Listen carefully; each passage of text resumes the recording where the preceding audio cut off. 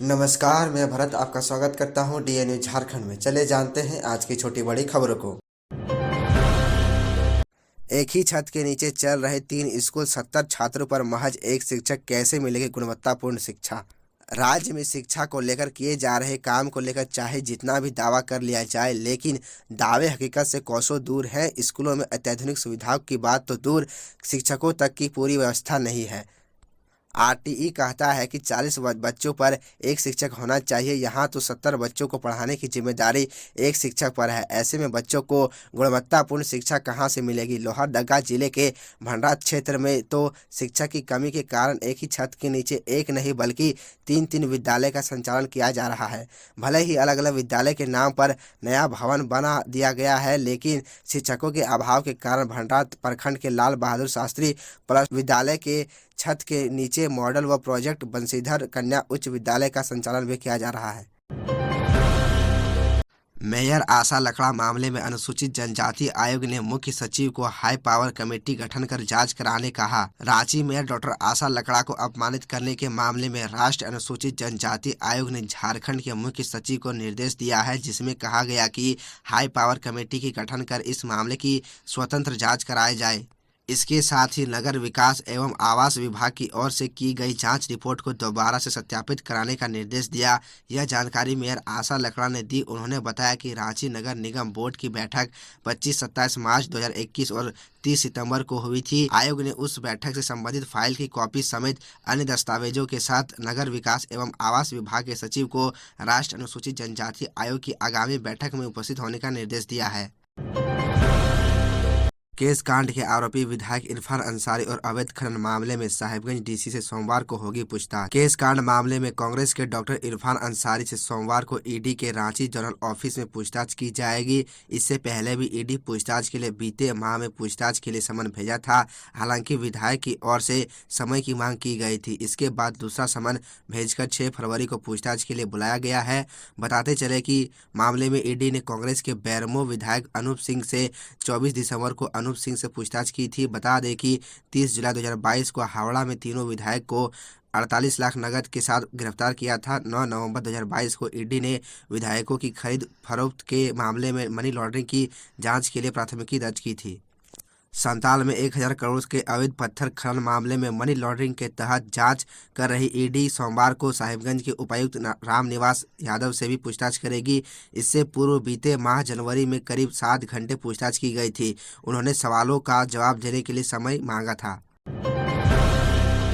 हथियार समेत 6 बाइक चोर गिरफ्तार। पुलिस ने छापेमारी कर हथियार समेत 6 बाइक चोरों को गिरफ्तार किया। इनके पास से 6 बाइक, एक देसी कट्टा और 2 8 mm का जिंदा कारतूस बरामद किया गया। छापेमारी एसपी अंबर लकड़ा के निर्देश पर एसडीपीओ नूर मुस्तफा के नेतृत्व में गठित पुलिस टीम ने की। यह जानकारी एसपी अंबर लकड़ा ने 5 फरवरी को पत्रकारों को दी। कहा कि सबसे पहले रोबिन कुमार मंडल को अपाचे RTR 180 बाइक समेत 2 मोबाइल के साथ गिरफ्तार किया। रोबिन दुमका जिले के रामगढ़ जिला अंतर्गत डाहू जोर ग्राम का रहने वाला है। उसके पिता का नाम देव नारायण मंडल है। इसके निशानदेह पर 4 और चारों को बाइक समेत गिरफ्तार किया गया। गिरफ्तार अन्य चारों के नाम जियाउल अंसारी, विकास कुमार सिंह, सीनू राम मरांडी, सुरेंद्र राम, तेजामुल अंसारी के सभी गिरफ्तार बाइक चोरों का पूर्व में आपराधिक इतिहास रहा है। जियाउल अंसारी के निशानदेह पर एक देसी कट्टा और 2 8 mm का जिंदा कारतूस भी बरामद किया गया।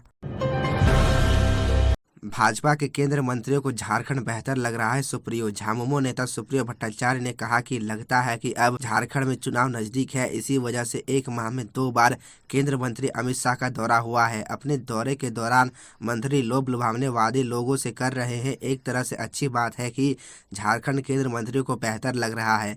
श्री भट्टाचार्य रविवार को पत्रकारों से बात कर रहे थे। कहा कि पिछले चुनाव में कोल्हान पूरी तरह से संथाल ने भी करारा जवाब दिया था। भाजपा को झारखंड की जनता ने करारा जवाब दिया था। अब फिर से अपनी जमीन तलाशने में जुटी है। उन्होंने कहा कि चुनाव से पहले खुद प्रधानमंत्री मोदी और अन्य बड़े नेताओं ने खूब झारखंड के दौरा किया था, लेकिन बीच में 3 साल सभी गायब हो गए। अब फिर जब चुनाव होने वाला है तो वह वापस लौट गए हैं। उन्होंने कहा कि पिछले 1 वर्ष से अधिक समय से झारखंड के लोग ईडी और सीबीआई का नाम सुना, इसके बाद पहली बार सेल कंपनी का नाम सुना। वह वैसा ही था जैसे कोरोना के समय रेमडेसिविर, OXY मीटर, कई नाम सुना जो भी कभी सुना नहीं था। हाजरा अस्पताल व आशीर्वाद टावर में आग लगी कि नहीं, शुरू हुई जांच। धनबाद शहर में 27 जनवरी और 31 जनवरी को दिन भले ही गुजर चुका है, लेकिन अपनों को खोने का गम भुलाए नहीं भूलता। एक दिन पूर्व सूबे के मुखिया भी धनबाद आए, परंतु उन्होंने एक बार भी इन दोनों घटनाओं का जिक्र तक नहीं किया और न ही बेतरतीबी से शहर में बने अपार्टमेंट के गुनहगारों के बारे में ही कुछ कहा। पीड़ितों को लग रहा है कि शहर में कुछ नहीं बदलने वाला है। फॉरेंसिक टीम जांच कमेटी भी सिर्फ खाना पूर्ति के लिए है। इससे न तो किसी बिल्डर का कुछ बिगड़ेगा और न ही नक्शा पास करने वाले अधिकारी नापेंगे। बिरसा कृषि विश्वविद्यालय एग्रोटेक किसान मेले में किसानों की खुशहाली को लेकर क्या बोले स्पीकर रविंद्रनाथ महतो। रांची के बिरसा कृषि विश्वविद्यालय में आयोजित 3 दिवसीय एग्रोटेक किसान मेला रविवार को संपन्न हो गया। समारोह के मुख्य अतिथि विधानसभा अध्यक्ष रविंद्रनाथ महतो ने कहा कि स्थानीय किसान दुनिया के अन्य देशों से अधिक मेहनती है। हमारे किसान ज़्यादा श्रम करते हैं और अधिक पसीना बहाते हैं, लेकिन उन्हें अपनी कृषि लागत का उचित मूल्य अब भी नहीं मिल पाता है। किसान खेती से विमुख हो रहे हैं। ऐसे में किसानों को अधिक सम्मान देने, कृषि विज्ञान से जोड़ने और उनकी खेती किसानी की बाधाओं और समस्याओं के त्वरित समाधान की आवश्यकता है। उन्होंने किसानों को फसल बर्बादी का तुरंत मुआवजा देने और फसलों को उचित न्यूनतम समर्थन मूल्य मिलने की जरूरत बताई।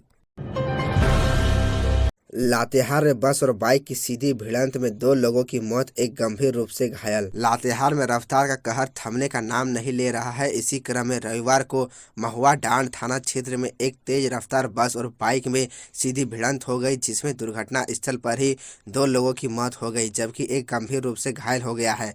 मृतकों में एक शिनाख्त की हो चुकी है, जबकि दूसरे की पहचान नहीं हो सकी है।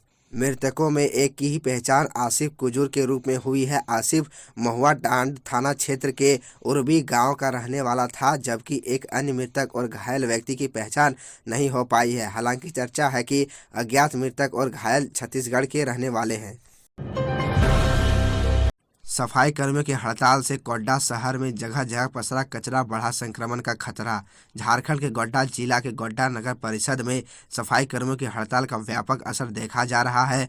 शहर के विभिन्न चौक चौराहों पर कचरा फैला है। जहां तहां कचरा फेंकने के लिए डस्टबिन लगाए गए हैं, पर डस्टबिन भर जाने के कारण कचरा सड़क पर फैल गया है। शहर के हटिया चौक, मेला स्टोर से सटे new market, Godda hospital road व अन्य स्थानों से कचरे का उठाव नहीं होने से कचरा जमा हो गया है। कमोबेश यह हाल शहर के गली मोहल्लों का भी है। वहां भी जहां था कचरा फैला है, उन स्थानों पर एक छटाक भी कचरा का उठाव नहीं हो रहा है। दूसरी ओर नालियां बजबजा रही है।